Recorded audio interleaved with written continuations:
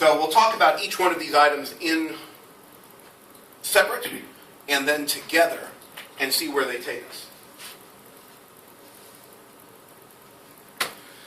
All right, so let's start with infrastructure as a service. All right, and this is the one where things are a little bit interesting. So this is hosted servers, and these have been around since the internet. I have a server that I have had running my website since 1997. It's morphed and changed and all the rest, but it was a machine originally. Actually, it was a physical machine hosted at a data center in Santa Barbara, California. So we started off, this is one of the earliest things that people started using. And the idea here was you go ahead, you buy yourself a piece of rack or machinery, but you didn't want to have to host it. You want to keep it around. So you give it to somebody else, a vendor, who would plug it in, throw in some network cables, boom. And he would now provide you the backbone, which was the electricity, the cooling, the maintenance, and all the rest. And then as you went further along, you ended up with people who would actually supply you with the machine. Now the problem with this is it was very hard to add new clients. Hosted servers began to become very difficult to do. So around, probably around 2000 or so, we began to see the first cuts of virtual machines start to kick in here. And this is a case now where a person comes along, buys the hardware, fairly beefy piece of hardware, and begins to install virtual machines. Citrix and VMware were the first two big ones that got into the game. Funny note, my brother currently works for Citrix, so he seems to run in the family. He's a financial officer for them. The other thing he started to do here was we started to have where one machine pretends to be multiple machines, and that's what the virtual machine is all about. So now what you have is you have someone who's hosting a server, so he's providing the infrastructure, he's giving the electricity, he's giving you the internet, and that machine may have 32 gigabytes in memory. He creates a virtual machine and gives you 2 gigabytes to use in your virtual machine. And you would pay for however much you were using on the virtual machine. So that goes back to the letting somebody else use it and run it. Now, with this approach, you can host anything. You can run Exchange server. I even have a development machine that actually is up on the cloud that I can spin up and actually run up Visual Studio and develop on up in the cloud. So I can remote into it, and it's just like my machine sitting in front of me, except it's sitting on someone's server somewhere actually, in my case, it's sitting in the West U.S. data center, probably Seattle or Vegas. How fast is it? Very fast, actually. To use. Yeah, all it pushes through is screen bits, and so it's I'm not pushing data through it. I'm just pushing screen bits. A couple of clicks up and screen bits down, and it's very, very fast. So. The problem that's difficult, the reason I don't use it all the time, is because I can't hook up devices to it. So like if I want to develop for a phone, I can't plug that in to the device and then debug on the phone. I can debug in the virtual machine that's on that virtual machine, which is another interesting story. Because you can have a server running on a virtual machine, then you can, inside that server, run hosting like HyperX and host more virtual machines. So theoretically, you can keep on going down. There actually is a limit, usually about 3 or 4 deep. The thing begins to break apart, begins to slow down.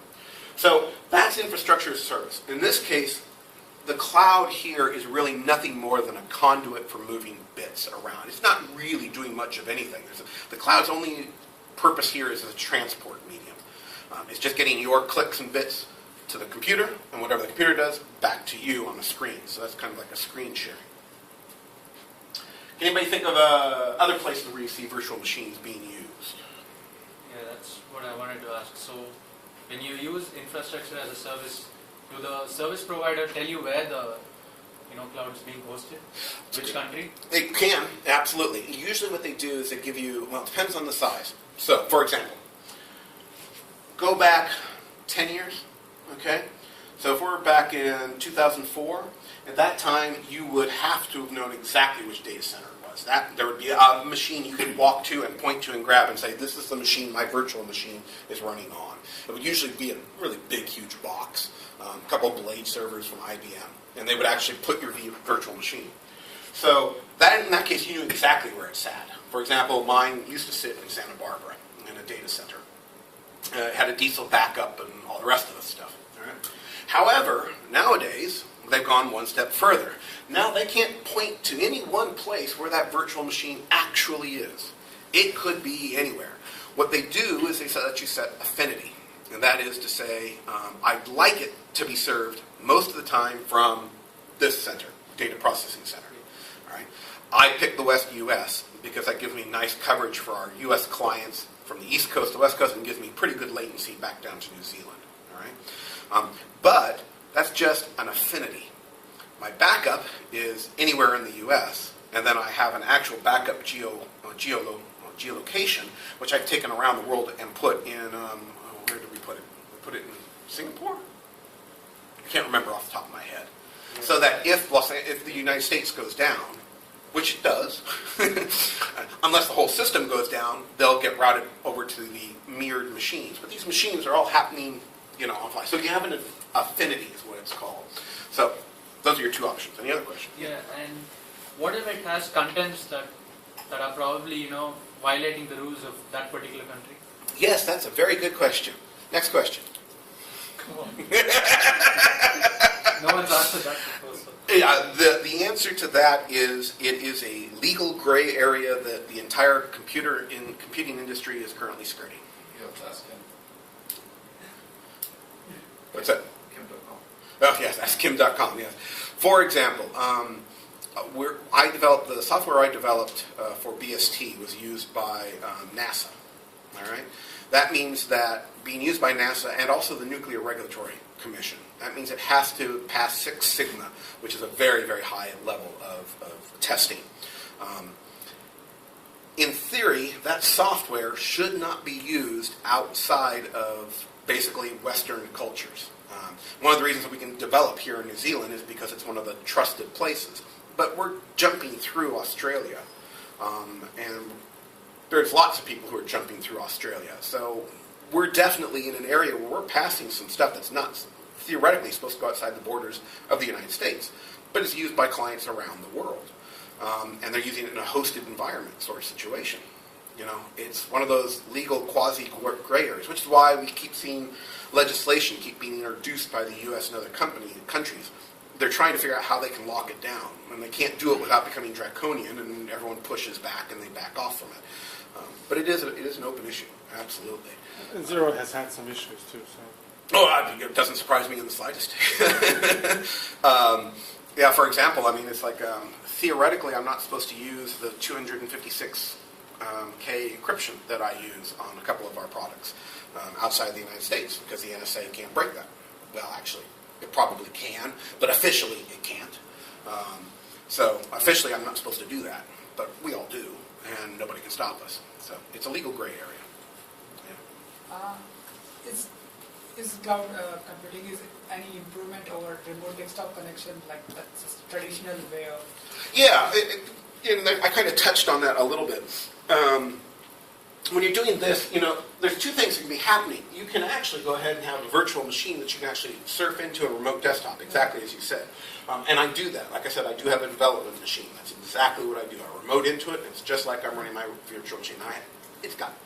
I've got 8 processors, 16 gigabytes of memory. I trick the damn thing out. But I shut it down when I'm not using it. So when I need to do something really very computational process, I'll spin the thing up, use it for a couple hours, and spin it down. Because that machine would probably cost about $10,000 to $15,000 if I were to try to buy it as a desktop machine. This way I only paid probably about $150 a year for it.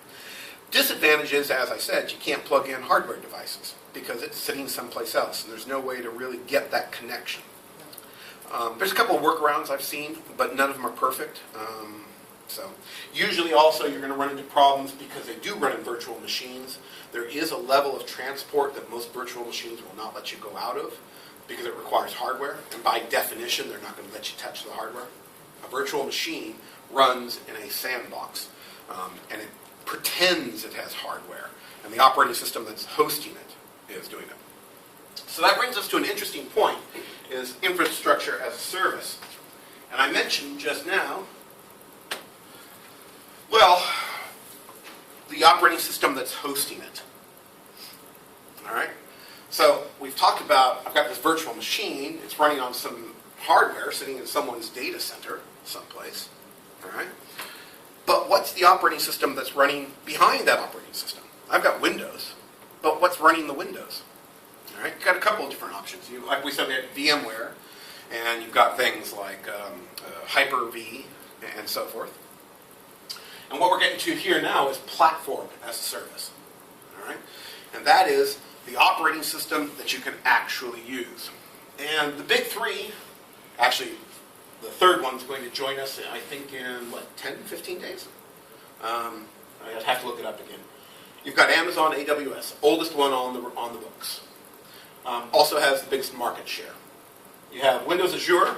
It's got the second biggest market share and is beginning to earn Microsoft money, and it'll probably be the cash cow surpassing Office sometime in the next 5 years. And then just about to launch is cloud.google.com. All right?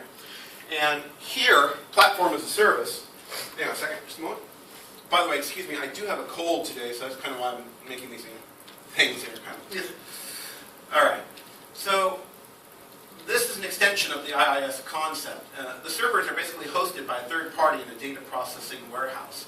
So here the idea is, instead of you having to hire a VM, then go in and configure it and make logins and then put in the software you want to use and install the SQL Server and install the front page and install the whatever you want to install, you don't have to do any of that. You just come to Microsoft, or you come to Amazon, or you come to Google, and they've got that all configured for you. You don't even have to worry now about even managing the machine. So we've gone from a step of having a physical machine to a virtual machine to now, I don't even have a machine. I just have an API that I can call into. All right. So platform as a service traditionally is going to give you some interfaces that you will use in order to go ahead and take advantage of this platform as a service. So the number one thing you all pointed out was storage of data. All right? That usually is exactly what, who knows why Amazon came up with this? Why did Amazon build their AWS? Does anyone know? Well, always to make money. Yes, that's very good. Good answer, good answer. But what was the impetus behind? Why did they think it was going to make them money? School. I'm sorry? The school, online store or something? Their online store, exactly right. They had built basically a variation of Linux. They had taken a Unix shell variation, they forked it, made their own proprietary server to run their store. All right? And they were starting to, we all had the fight, Kim.com is familiar with this, over music. And the music started to get out of control. And so the music companies gave in, and basically we now can buy music for $1.99, price set by Steve Jobs. And that was from iTunes. And Amazon didn't want to be caught behind the curve of being behind iTunes. So Amazon went ahead and built a platform as a service to serve up MP3s. All right? That was the core of the Amazon Web Services, which is what AWS stands for. All right? It was a place where you could store all that MP3s and people could easily pull it down. Storage in the cloud. And someone along the line said, okay, hey, we've got this place where people are storing our MP3s. Why don't we just go ahead and open it for other people to use to store their data? Also, they wanted to open up the capability for people to sell through the Amazon store, but it wasn't Amazon. So how many times have you gone to Amazon and bought something and it says being sold by, Joe Blow's parts down the street, even though you're on the Amazon website? Anybody done that? Never noticed that? No. Okay. Not all products on Amazon are sold by Amazon. In fact, I believe right now, I don't want to be quoted on this one, but I do believe right now they figure that there are more items being sold by third parties on Amazon than by Amazon. So that means the actual fulfillment of the part is being done by another party altogether. Amazon is just acting as the broker. They take a little bit of a cut of the sale, and they also give you the customer service to make sure that in case they do screw you over, you still get your money back, or you get the product, and so they act as the broker. So they also made this interface where people could come in and push up what products they had, what pictures of them, and so forth. And so they built this entire framework that was very low level. It allowed you to push up pictures, allowed you to push up text, allowed you to pull it back down when requested for it, and they went ahead and made it public. And it was a way for people. So Amazon AWS was really the first commercial one that started to make money for Amazon. It's always served Amazon's purpose. Amazon Instant Video. I don't know if you ever watch that. You probably don't, but it's fairly big in the U.S. right now. Amazon Prime, for example, lets you view and stream as much as you want if you're in the U.S. So that was the biggie. And then Google started up, I forget what their first initiative was, and they've done a couple different variations. And we'll get a little bit further on with Google in a moment, because they come in really on the next slide. And then Microsoft decided to get on board with Windows Azure. And so that's where Microsoft has really pushed Azure quite successfully. So, along the same lines, the general three things, and you all kind of mentioned it, are blob storage. That's just storing things. The other one is message transportation. And you mentioned message transportation.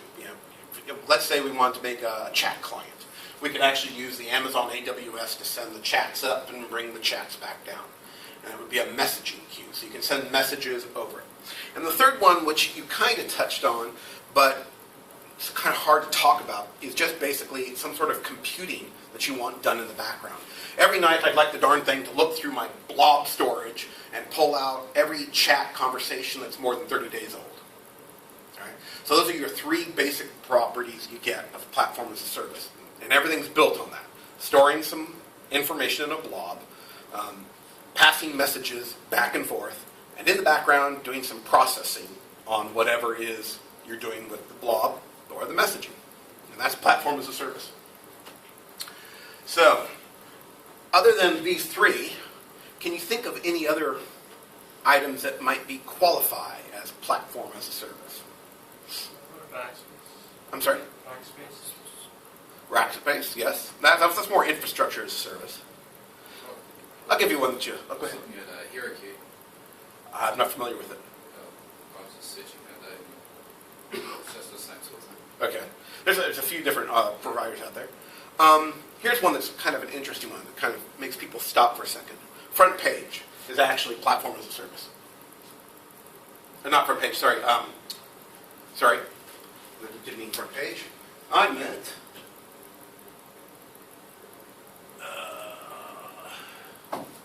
or did I mean front page? Sorry, I'm getting that confused with Microsoft had a product called... Talking about WordPress? WordPress, thank you. Yes. WordPress. Thank you. Appreciate that. Yeah, WordPress is basically a platform as a service. If you think about it, you've basically got, sitting up there someplace, something that has a low-level API that lets you throw stuff up at it, documentation. It will show it out to people, and you can have it do some processing in the background depending on when they come on in. All right?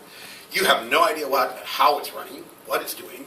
All right? So WordPress is a variation of a platform as a service. So see, platform as a service is actually a very large term. It can be anything from Amazon, Google, Azure, up to something as so specific. A CMS, customer management system or content management system, is by definition a platform as a service. You've set up a platform and it's there to do nothing but handle your data. So that qualifies. And SharePoint is also a platform as a service. All right, so the last one is, we touched upon this also, was software as a service. Everybody knows Xero. That's the easy one. Everyone knows that. All right. First one that really made, in my opinion, made a real dent, Google Apps. In fact, I heard you say earlier you're going to put it in a Google Doc. All right. So here, the idea here is we've abstracted even one step further. Now we've got somewhere, there's some infrastructure somewhere out there, who knows where, and it's running a platform, who knows what that platform is, and on top of that, Google has put an application that you, the end user, can come in and use as a software as a service, where you can go ahead and write documents and share them amongst each other, and it basically gives you a much more user-friendly front end around that blob storage. Ultimately, you're still just blob storaging a whole bunch of documents. You're processing, so nothing much going on there. Any other examples other than Xero and Google Apps software as a service? Office 365. Yes, Office 365, great example. Anything else that's a little bit more. Did one of you guys have experience with Salesforce? Yeah. So I was about to ask that. So is Salesforce a software as a service or a platform? I have a lot of confusion. It's a good question. So, how do we make that distinction? You're exactly right. The lines are getting really blurry here, aren't they?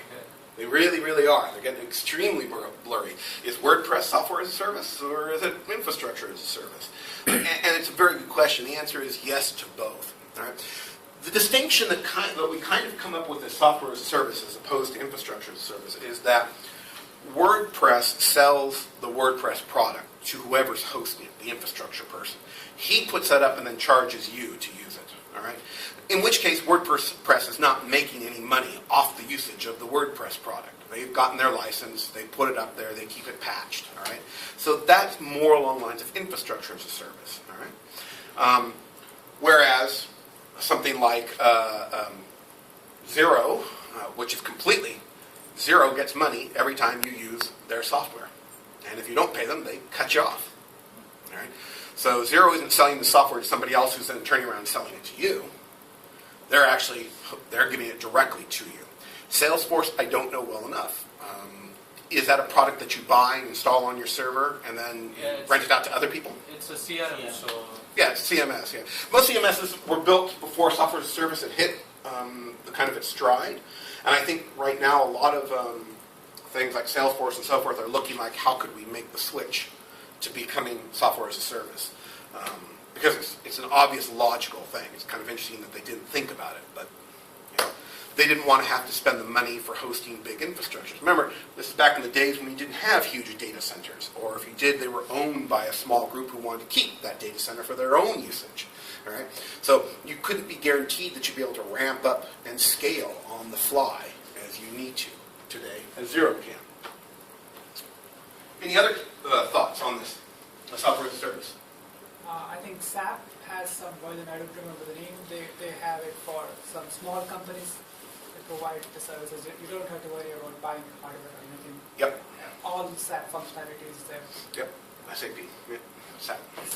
Yep, absolutely. They're definitely moving towards that. They're trying to convince it. And that's pretty logical if you think about it, because you're seeing more and more companies that unless they are specifically in IT, they're beginning to get out of the hardware business. Why are we having hardware anymore? We need end machines for our users, but we really don't need these huge servers sitting in our back rooms where we got to worry about generators. BST used to host its own servers and had some ability for people to. It was way back in competing terms. That means 2008. 2008, we had actually offered some people a capability of running the software remotely. It was more like Citrix. But we were selling it with the software as a service model, even though it wasn't called that in those days.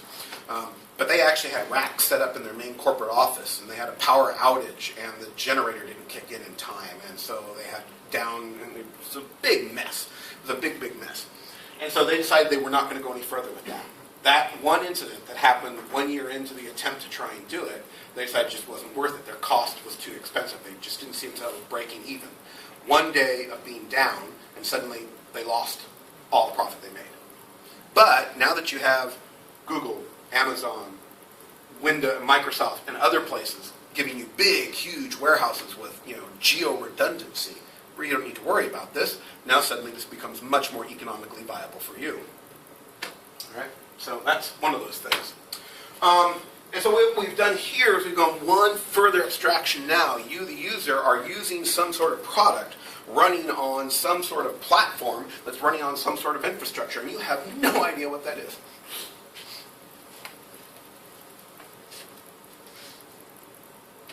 So that brings us back to the same question. Cloud computing. What does that even mean? Any new thoughts on what is cloud computing? It's too large. It's what? It's too large, no? Yeah. You just have to worry about what you want to do and leave the rest to the provider, how they want to do. Their headache. Yes, it's their headache. Cloud computing is a huge suite of different problem domains that have been brought together and merged where you don't have to worry about those issues. Excuse me for a moment.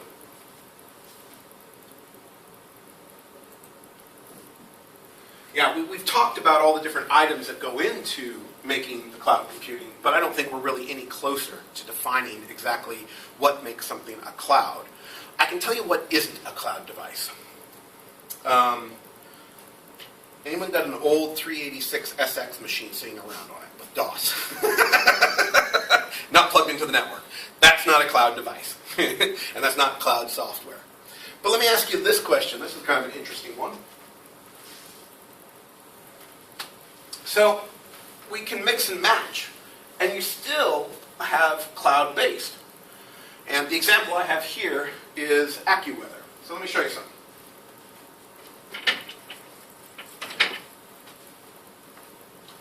So here on my Windows mobile, because I'm a good programmer who stays with my platform, so I've got AccuWeather. And grab our current location. Let's see if you can find it. All right. So I'm in Terradale. And I've got my current weather is 24 degrees outside. Real feel is 27. Today it's 25-14. Tomorrow we should start to see the first effects of the hurricane. I've got alerts. Is this a cloud app or not? No, Why not? because it's installed on your PC, on your device. Yeah, but do you think it actually calculated all that weather? No, It's using the service. He's a good programmer you are. What's that? He's a good programmer you are. Yeah, no, this processor could not process all the math that comes out of the computers to generate the fact that we're going to get extra rain on Saturday. The processor isn't that powerful. So this is actually a melding. You're right. The app is running on this local machine. It is actually installed on this thing. But it is of no use whatsoever if I don't have an internet connection. If I don't have an internet connection, it doesn't do me any good, all right? So it is a cloud, but it isn't a cloud. All right?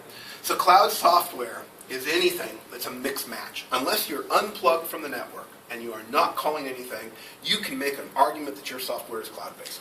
If you call off to the Google API, you're a cloud-based software. Map API. Let's say you do mapping. Let's say you make a website and you throw a map in it. There you go. You just made a cloud application. Isn't that great? You're a cloud developer. Isn't that wonderful?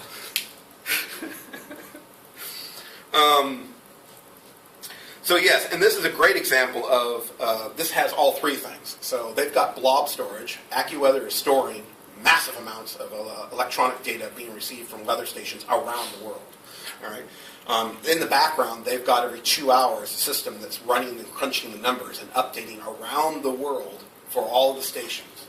And then they've got a system that in the background is making sure I'm authenticated and who I am and where I'm located and pushing out the data specifically for me based upon my GPS. So this is all very, very interesting. It's using every portion of it. It's using infrastructure, it's using platform, and it's using software as a service. And it is software as a service here, because it's only good for me to use for weather. It's very specifically oriented to that one thing. So I really like using AccuWeather, because it's a great example of how we can see that these things get completely blended together. So yeah, as I say here, you can go with traditional service iOS. How many of you would call your iOS apps? They're all cloud-based, aren't they? But they're sitting on your device. All right? So they're still clouds. So it's still cloud computing.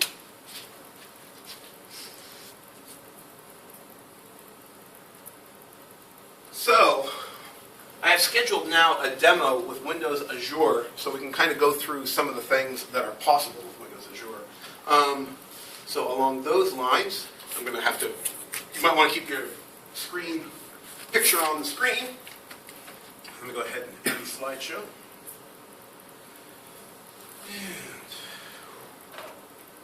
And give me a moment to pull up.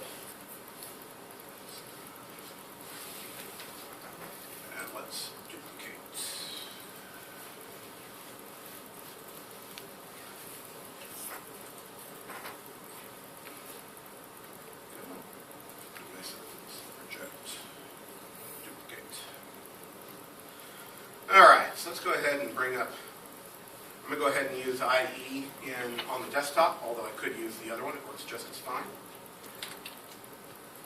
So let me show you what we've got. So as you can see, it comes up pretty quickly. I type 3 letters, it already knows where I want to go because I go there a lot.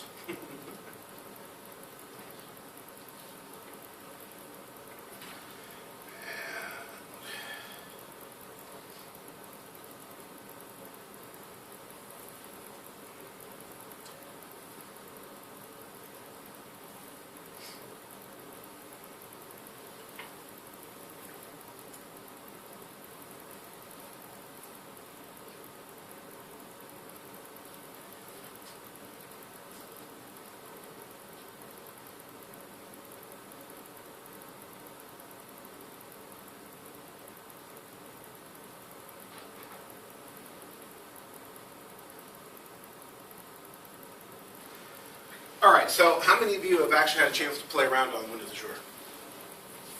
Anybody? No. I tried for SQL Server. Okay, all right. So when Azure first came out, that was about, let's see, that was about, what, 4 years ago? 4 or 5. The very, very first incarnation of it. All they had was storage, service bus, and cloud services. Those were the 3 things they had.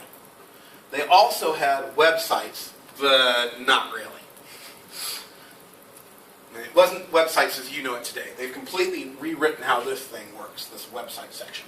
The big thing was, as I said, blob storage, background cloud services, and a service bus, which is your messaging relay, your basic 3. And that's exactly what they released with.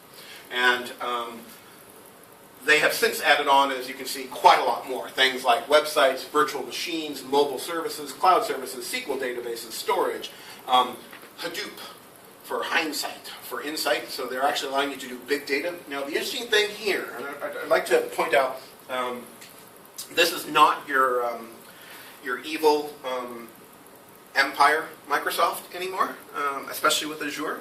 This is definitely, they've stepped away from the evil empire approach. The reason being that this is interesting is Hadoop doesn't run on Windows. It has never been ported to Windows. It will only run on a Unix system. All right?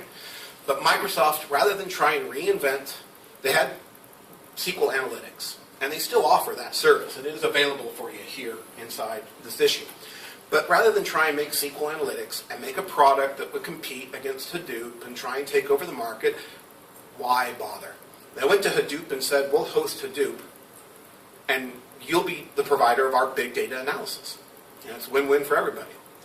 And so, this thing is running on Microsoft servers in a bunch of Linux machines.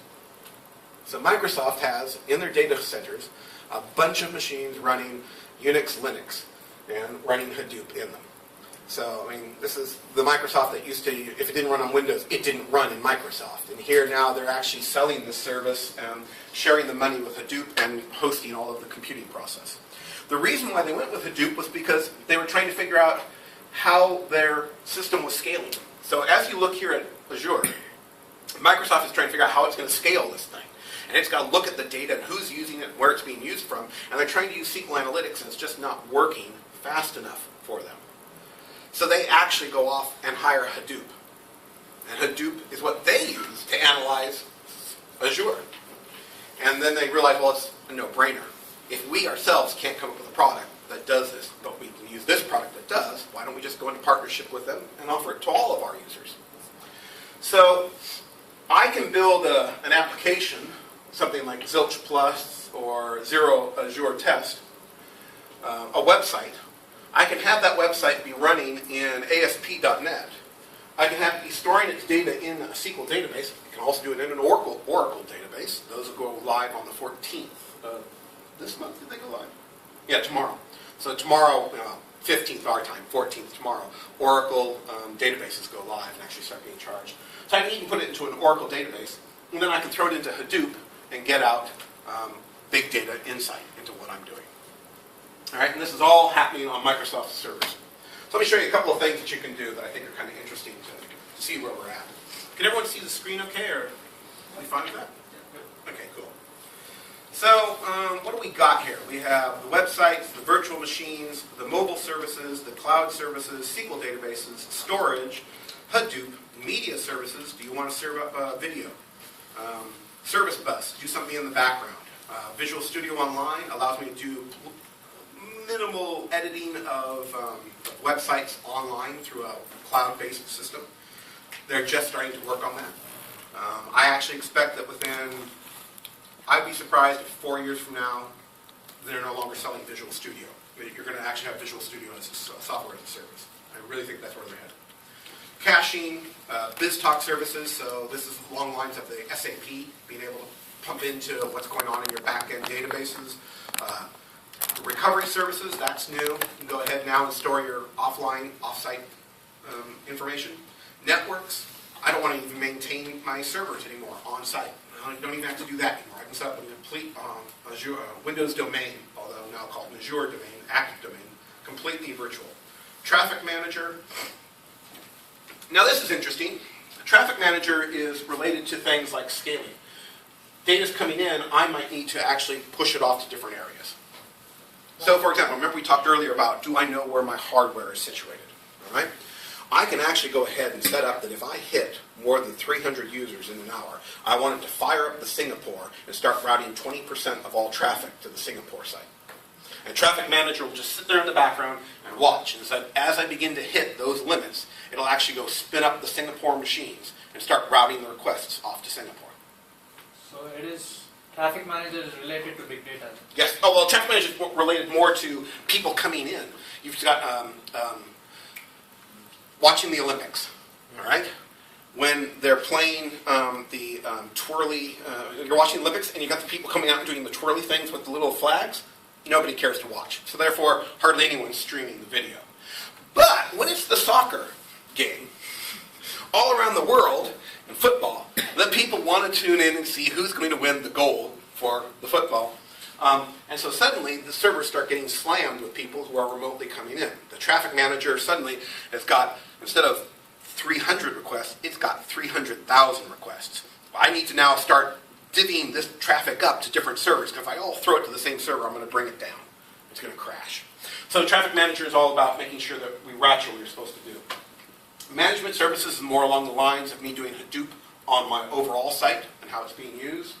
Active Directories we talked upon, and add-ons, things that you can actually get on. One last thing I'll show you, and then we'll talk a little bit more about some of the, I'll open it up for questions, a little bit more questions. So let's take a look here. I can do things like compute, data services. If I click on data services, I've got SQL database, storage. I can quick create a storage account. I can create a SQL database. There's a whole bunch of fun things we can do here. This one's one I really like. Let's say I want to do a compute virtual machine, and I want to pick from the gallery. So you may remember I told you that Microsoft is supporting all sorts of things. Would you like to run Ubuntu? Or CentOS? There, the OpenLogic, the little penguin. That's Linux. SUSE. So the point being here, this is not your evil overlord Darth Microsoft anymore. This is, hey, you want a Linux machine? Go ahead, have Linux. Have at it. We'd be glad to host Linux for you. All right. And the system has, you make that Linux machine, and it still has access to all the other services. So this is not a, well, you only get Hadoop, or you only get the service bus if you use a Windows operating system. Nope. You can use whatever you want, whatever is your joy in life. All right. So I talked a little bit about the websites. Let's take a look at those real quickly. So traditionally, when you want to make yourself a website, let's see. Let's go to the gallery here. So as you can see here, we've got a whole bunch of different ones we can go with. You can go with an app framework. So Bottle, Cake, PHP, to Django, and I want you to pay special attention here to Cake PHP. So it used to be when they first released it, it had to be an ASP.NET website. Not anymore. They'll actually let you host a PHP So here the idea is you write a PHP application, you say that you want it to be a PHP application, and you push it up to Windows. You actually don't know what version of PHP it's running. It's just running PHP. When you host your PHP application, you can do the LAMP, complete LAMP here. So you've got great flexibility here, and that's really important. That's where I think anybody who doesn't do this is going to make a mistake. You need to give people, your clients, the most hosting choices they possibly can. Last thing I'll show you. So we talked about that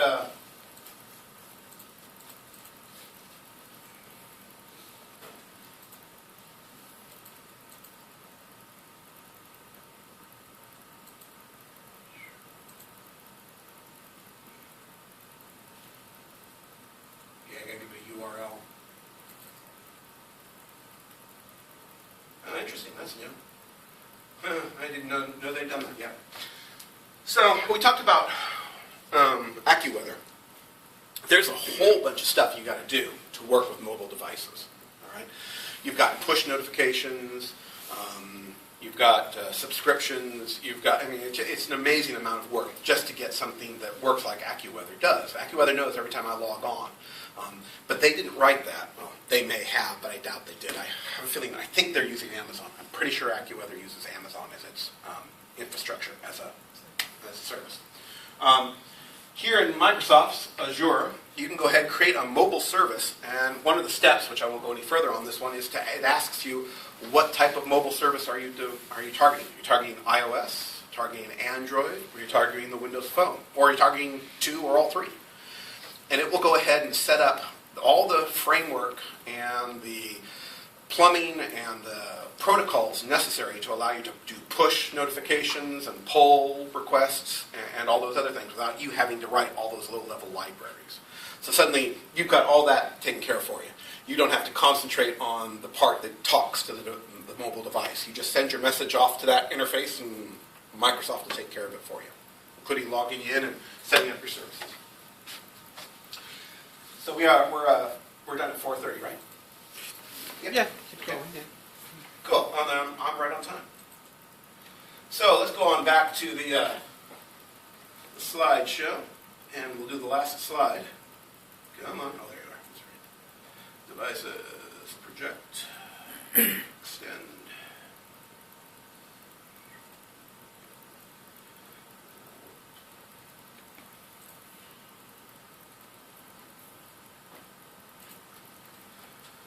All right. So, next slide, and last slide. So, you win some and you lose some. All right, so what are the advantages for cloud-based over your regular, traditional piece of software on your desktop? What do you get? All right, you always gain something, you always lose something. There is no perfect answer in software.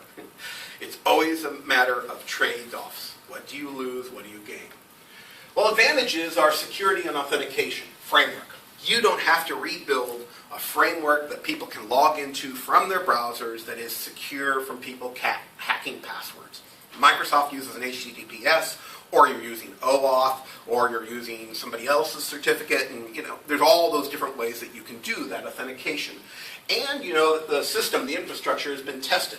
Microsoft, Amazon are currently certified for Defense Department usage, which in the U.S. means the NSA can't break it. So it's really you've got security. You know that if it gets hacked into, it's going to get hacked into everywhere. You're in real trouble. So you've got that. You don't have to worry about that.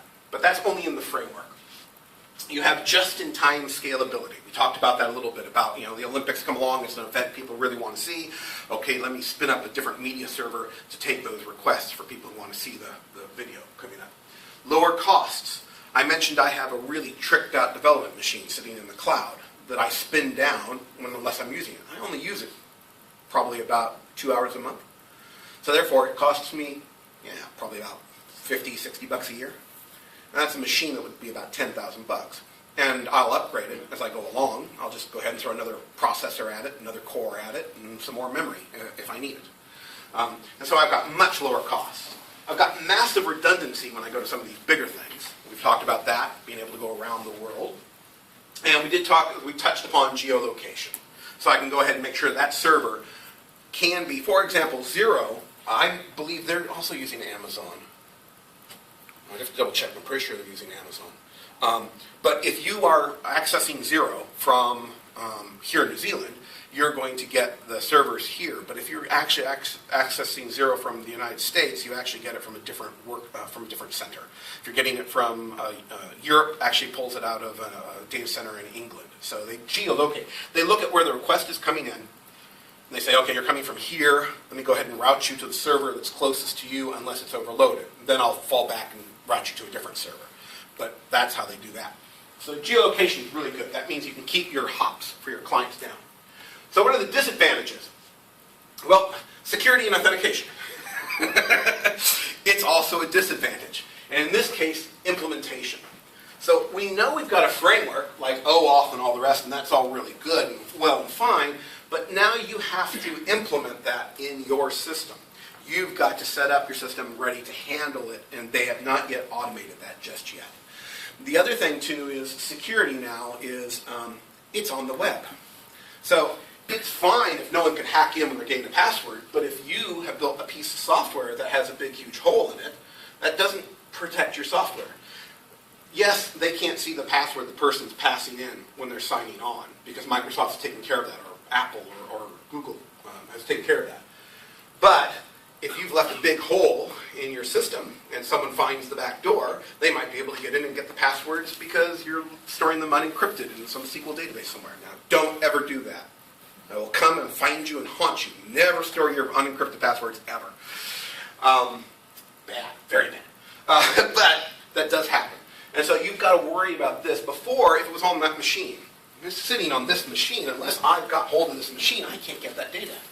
That data, there's no way I can get to it. So it's very secure. As soon as I put it out in the cloud, now I've got to worry about the security of my application. Can it be hacked into from anywhere in the world? Because people will try. The other big disadvantage you end up with is you are forced to statelessness. How many are familiar with state and statelessness? Do you know what I mean by that? Is your car running or shut off? Shut off now. How do you know that? I switched it off. You switched it off, right. Okay, statelessness says you have no idea if your car's running or not. When you get out to your car, could be running, could not be running. All right? That's statelessness. That means you don't know. All right? So when you have state, and that's one of the things that's really nice about desktop software, is that I can let a person make a whole bunch of changes in a dialogue and then do the save at one point. And I know that those saves will get through, and I can move on to my next step. In a web, I don't know. What happens if he takes more than 20 minutes? His authentication is run out.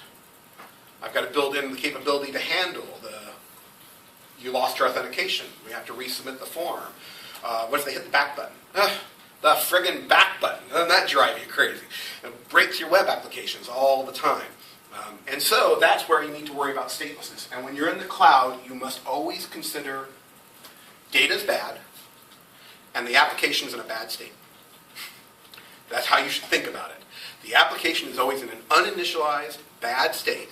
It means it has no idea about what's coming into it. Even though you just gave it a screen that said, I'm doing this, it has no idea of that. And you must always never trust data. The data may have been intercepted on its way across the internet. And so data is always suspect. And that's statelessness. And that is a pain to work with. You have to do a lot of work around that. The most common way people get around this is using some sort of version of caching, or it was very bad about 10 years ago, was using session. Yeah, how many people have used session in ASP.NET? Anybody? Yeah. Okay, don't use session anymore. Let me tell you why. This goes back to geolocation. Let's say a person comes in and you grab their security credentials and you throw it into the session, right? Right? So they come in, West Coast is down. Okay, no problem. Windows goes ahead and routes them over to Singapore. Great, right? Except, unfortunately, where you have that session is sitting in the United States and it's not available. So suddenly they show up in Singapore with no security because that security session object doesn't exist. So it crashes because you forgot to put catch around that session state, and they get the yellow screen of death, or your website goes, oh, I'm sorry, you made a mistake. Which, of course, they didn't. We did. We, the programmers, made the mistake. Right? So that's where you've got to worry about. You can't use things like that. Caching must always be able to be what we call rehydrated. So a cache is something that's there, but you can't count on it being there, and you must always around the cache. And the new caching system in Microsoft does that all for you. Take care of that for you. And the last one is system outages. You've got massive redundancy, so it's unlikely. But I'll tell you, when Amazon went down for 2 days, a year and a half ago, there were managers screaming at their IT guy, why can't I get my website up? We're losing money.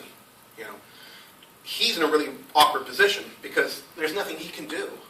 He doesn't control Amazon. He can't answer the question. All he can say is, well, Amazon's down, which a middle manager doesn't want to hear. Amazon's down. He wants his website up. So when you have a system outage, you have no control over it. You're just sitting there hoping that they're going to get it back up. Whereas before, if you owned that hardware, you could go down and look at it and go, is it plugged in? Do we have a bad video card? Is the network card gone bad? Has someone stepped on a cable? You could actually look at it and maybe do something and come back to the manager and say, well, it's going to give me 2 hours and I'll have it up for you. That's all he wanted to hear, and he's happy. But when Amazon goes down, and Windows, Azure's gone down, and Apple's gone down, and so is Google, I'm sure, will go down. You just got to go, sorry. And so that's where pressure really gets rough on you. Little side story. How many of you are familiar with Scott Guthrie? Okay. Scott Guthrie is the person who is currently just been promoted and now is in charge of the cloud services. The CEO, as you all know, Steve Ballmer, stepped down. The person who was in charge, Sattel Nadella, got moved up to the CEO. Scott Gu was underneath him. They were in charge of the Azure platform. They're open sourced. We use anything, Hadoop, Linux, whatever. He got moved up and he's now the CEO. So the person who was pushing for open sourcing, like the ASP.NET stack, is now completely open source. So you can actually go in and look and see what's in there. You can even fork it if you want. Nobody would, but you could. So he was responsible for that, and he's gone and moved up. So Scott Gu talked about one time they were rolling out, he met up with someone who, they just rolled out a new service. I can't remember what the service was. I saw him at the Tech Ed. And they were working around the clock trying to get the system back up because the customers were screaming for it. And Scott Gu actually said, hey, we've been dealing with Azure. We've had a couple of outages. Send half your crew home. You've been at it for 16 hours. Send half of them home. Send half of them home and have a pizza waiting for them when they get home. So call up ahead, make sure a pizza's waiting for them, get them home, tell them to go to bed.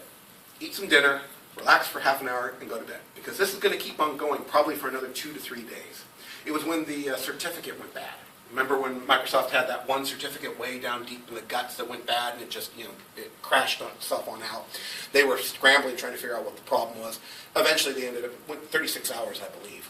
So after 18 hours, Scott Gu tells the guy, send half your crew home and let them go get some sleep. And then they'll come in and you'll start doing off and off. And as soon as they did that, they were able to start tracking down the problem.